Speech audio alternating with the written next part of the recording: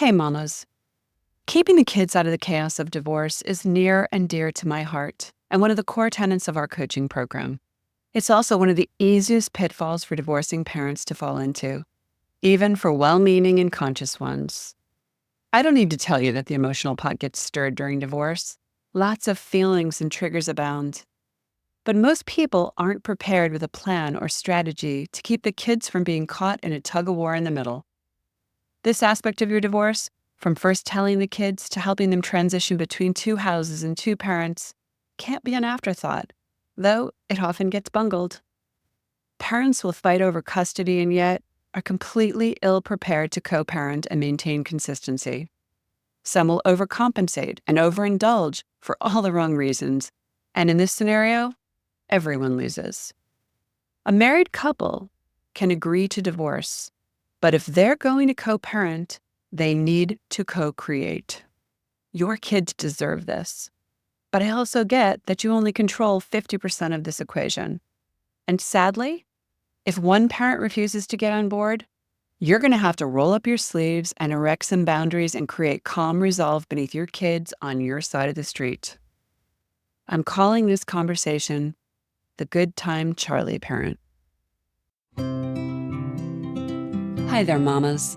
Welcome to the Intuitive Divorce Podcast. I'm Kristen Noel, certified divorce coach and creator of the Best Self Intuitive Divorce, a game-changing program that transforms the experience and outcomes of divorce, one mother at a time. I call it Divorcing Differently. I'm here each week bringing you a quick message to support, inspire, and empower you to achieve the outcomes you want for yourself and your kids. So, let's dive into today's episode. I got a message from a client recently recounting her frustration with her soon-to-be ex, aka the father of her children. I could feel her deflated spirit as she wrote about an encounter with her young son, who asked her why she was bugging him. "Daddy doesn't bug me. Daddy lets me do what I want." FYI, these are words of a 5-year-old. And side note, bugging me equals parenting. I wanted to scoop her up in my arms and console her, to remind her that, simply put, sometimes being a great parent sucks. This was one of those moments for her, and oh, do I remember them well. In a perfect world, two parents would behave like responsible adults, devise a plan, and maintain consistent parenting, no matter who is in charge of the kids. But hey, that may be a lot to ask for because, in a truly perfect world, you wouldn't be getting divorced. Yet here we are. And newsflash, you both need to get out of the way. Parents are inconsistent for many reasons: pure laziness, spite, or worse yet, trying to solicit the kids to their team, pitting them against the other parent. It's the old tug-of-war in action. The ego is sly this way. Nothing makes me angrier than this as a mama and a coach. This short-term gain reaps long-term pain for your children. There's another parenting mishap that occurs when one parent is not used to parenting. They fought for 50-50 custody, but have no clue how to do what you've done all these years. And instead of asking for help or advice, bungle through with inconsistency and disruption. My ex used to drop my small son back off at my house after a weekend of fun, all strung out on lack of sleep and jacked up on sugar, junk food, and too much time on electronics. You can imagine how that played out. I always felt like Sunday night was a detox in our house, a serious buzzkill. What do your kids really need? Well, there certainly are practicalities like a roof over their head and food in their belly. But what they need most during this time of upheaval is your support and your love. Even in the chaos, the greatest medicine is your presence. It's not about perfect words. It's about how they feel. Are they safe to explore their feelings and share them with you? Are they safe to tell you how all these transitions are impacting them? They're likely swimming upstream in emotions, unable to even put words to all that they're experiencing. This applies to kids of all ages.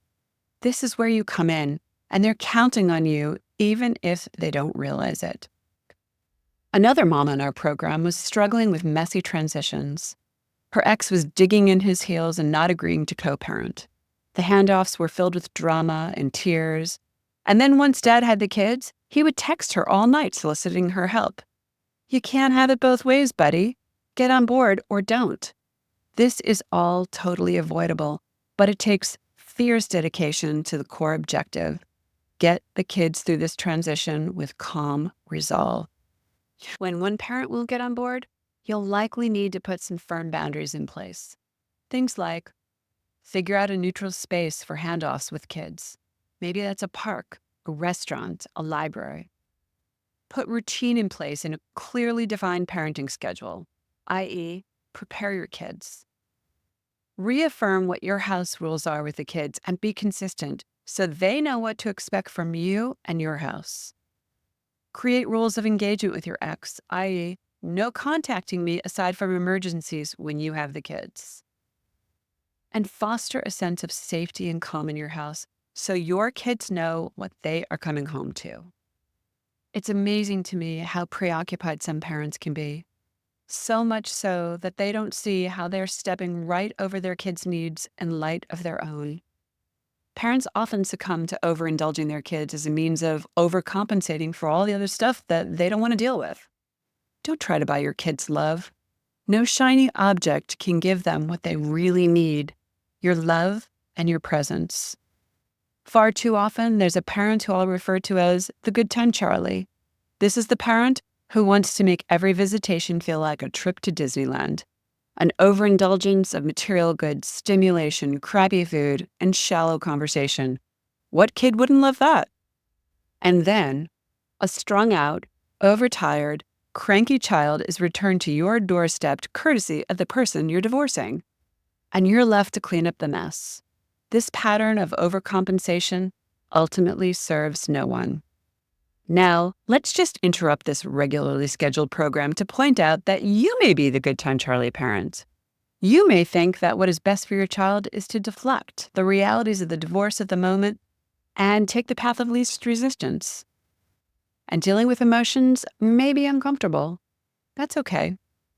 I'm not saying that you're doing anything to knowingly disservice your child.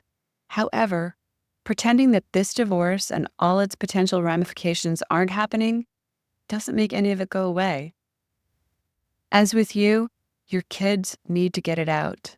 They also need an outlet. And while we're on the subject, I'm going to talk about something you might not want to admit, that somewhere inside, it actually feels validating when your kids don't want to go with your ex. I have one thing to say about that. Don't make it about you. Don't make it about you. And don't make it about you. Maybe the transitions between houses and parents are a very rocky road. And maybe, just maybe, it feels good when they choose you over him or her and don't want to go. But the reality is, again, everyone loses here. No one benefits from this upset. This is the stuff no one prepares you for. No one tells you that the hardest part may be showing up for your kids, stepping aside and fostering a space for them to love the other parent no matter what. It may even mean intervening upon your ex's behalf and standing in solidarity. Yep, no easy task. But you know who wins in this equation? Everyone. Peaceful transitions, healthy relationships between your kids and their parents, validated feelings, win, win, win. Short-term pain, long-term gain. However you have to get there, this is an investment in your future and the emotional health of your kids. What your kids need is consistency, a solid foundation and routine that they can count upon during the chaos of divorce, not a dose of the good time Charlie. They won't like it in the moment when you are countering it, and it likely won't feel too good to you either. But stay the course, mama. This is a worthy investment. And sadly, even if your ex won't get on board, stay the course, mama. 50% responsible parenting is less than 100%, but so much better than 0%. Follow your intuition. Invest in your future and the future of your kids' well-being. One day, you may even laugh about it, but you won't regret staying the course. Parenting and co-parenting in divorce isn't cookie cutter by any means. There are no perfect words or guidelines. You know your kids best. You know where they are most vulnerable and where they need you most.